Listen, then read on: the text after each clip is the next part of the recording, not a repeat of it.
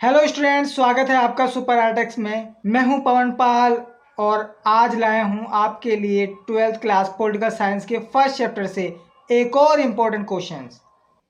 The question is that नई अंतर्राष्ट्रीय आर्थिक व्यवस्था का जन्म कैसे हुआ। अंकटाड ने 1972 की अपनी रिपोर्ट में किन सुधारों को प्रस्तावित किया।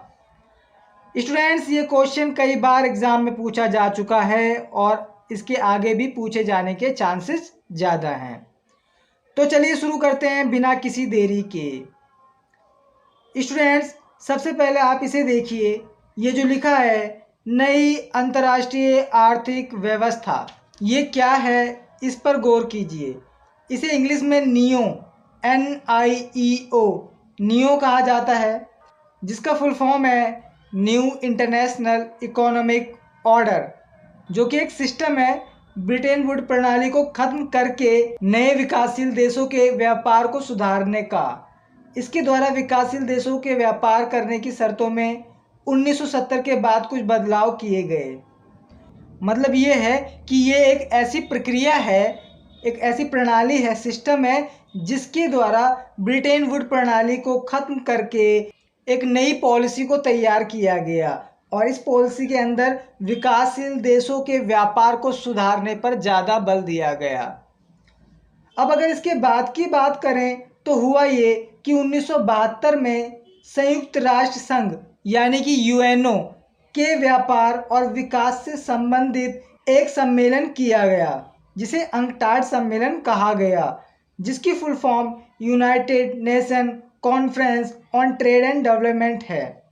इस सम्मेलन में एक रिपोर्ट पेश की गई जिसमें वैश्विक व्यापार प्रणाली में सुधार का प्रस्ताव रखा गया, जिसमें अल्प विकसित देशों, खासकर गुटनिरपेक्ष आंदोलन में शामिल नए आज़ाद देशों को ध्यान में रखते हुए उनके टिकाऊ विकास के लिए कुछ नियम बनाए गए ताकि आर्थिक रूप से ये देश आत्मनिर्भर बन सकें।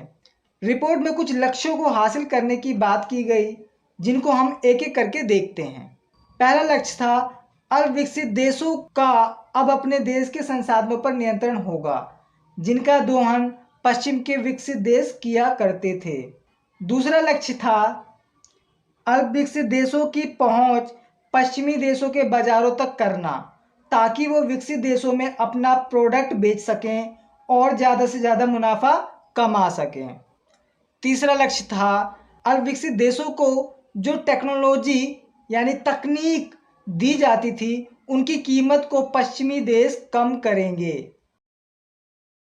चौथा व आखिरी लक्ष्य था कि अंतर्राष्ट्रीय आर्थिक संस्थानों यानी इंटरनेशनल लेवल पर जो भी इकोनॉमिक एजेंसीज हैं, उनमें अल्प विकसित देशों को महत्वपूर्ण भूमिका दी जाएगी, ताकि अल्प विकसित देशों की भी अहम आर्थिक फैसलों में भागीदारी बन जाए।